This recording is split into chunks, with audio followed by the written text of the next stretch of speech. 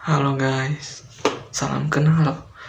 Kenalin, nama saya Muhammad Nopal Ariskolo dari kelas 2M Manajemen SDM.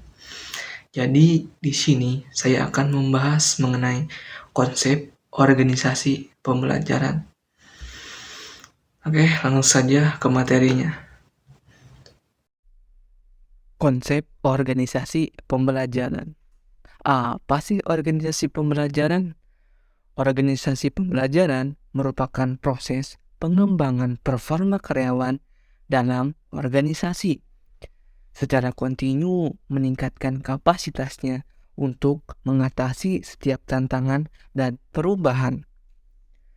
Pembelajaran merupakan proses untuk mendapatkan pengetahuan yang dilanjutkan dengan aktualisasi.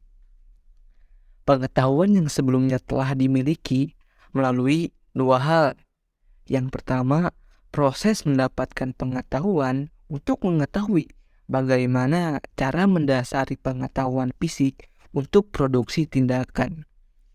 Yang kedua, proses mendapat pengetahuan untuk mengetahui mengapa demikian yang dihasilkan kemampuan untuk mengartikulasikan pemahaman konseptual dari pengalaman menurut Kim tahun 1993. Lalu selanjutnya ada teori pembelajaran dalam organisasi. Teori pembelajaran dalam organisasi dibedakan menjadi 3. Yang pertama ada operan conditioning atau Skinner, di mana kondisi inilah yang membuat perilaku orang mau belajar secara sukarela untuk memperoleh imbalan atas prestasi atau kegagalan atas kesalahan yang diperbuatnya. Contohnya, seorang manajer menawarkan bonus kepada pekerjanya untuk menyelesaikan proyek tepat waktu. Lalu yang kedua ada classical conditioning. Ivan Pavlov, ahli psikologi Rusia, melakukan eksperimen dengan mengajarkan anjingnya untuk merespon suara lonceng. Dia menemukan suatu kesimpulan bahwa apabila kondisi tidak ada stimulus, maka tidak akan terdapat respon terhadap suatu objek yang menjadi fokus perhatian sebaliknya. Contohnya, ketika seseorang mendengar bel sekolah, maka otomatis mereka akan teringat dengan jam pelajaran dan kegiatan di sekolah. Dan yang ketiga yaitu social learning theory. Robbins menguraikan tentang social learning bahwa orang atau masyarakat akan melakukan pembelajaran melalui pengamatan dan pengalaman secara langsung tentang terjadinya masalah atau objek. Contohnya tuh ketika seorang siswa atau siswi dapat belajar untuk mengubah perilakunya melalui penyaksian cara orang atau sekelompok orang mereaksi atau merespon sebuah stimulus tertentu untuk mengantisipasi adanya kekerasan berbasis gender dan perbedaan sosial di sekolah.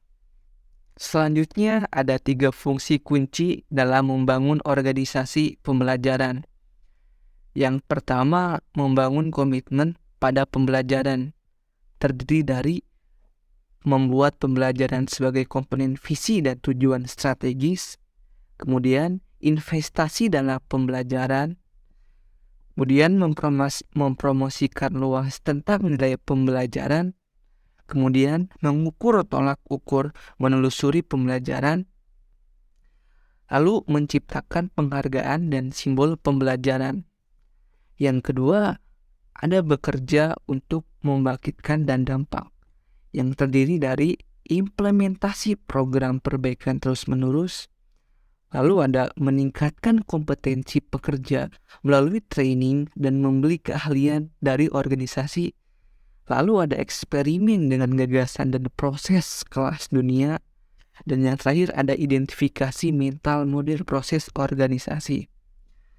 Dan yang ketiga yaitu bekerja menggeneralisir gagasan dengan dampak, yang terdiri dari menciptakan prasarana yang menggerakkan gagasan sepanjang batas organisasi dan memutar pekerja dari batasan fungsional dan divisional.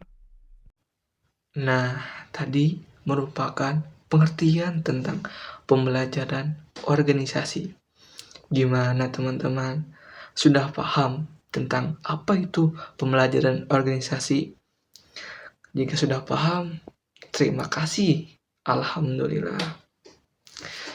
Sekian dari saya. Mohon maaf bila banyak kekurangan. Terima kasih. Sampai jumpa lagi. Dadah.